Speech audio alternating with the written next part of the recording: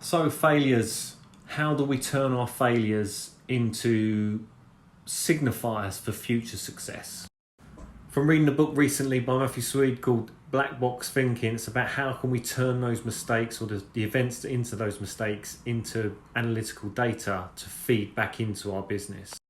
In many industries and particularly in many businesses, there is talk of being an open culture, but very rarely does that materialize. And if we're going to learn from mistakes, we're going to need that open culture because we're going to need that transparency. And if we're going to maximize on the mistake, then we have to kind of allow for failure to be part of the process.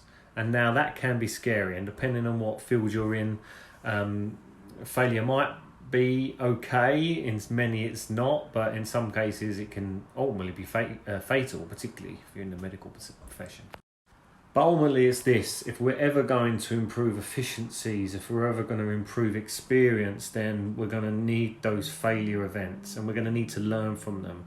And in many of those failure events or mistakes, there's going to be what they call signatures. So that's going to be some red flags that are going to flag up along the way, and we have to make sure we register them, we learn from them, feed them back into our business, and that's where black box thinking comes from. It's about using that analytical data.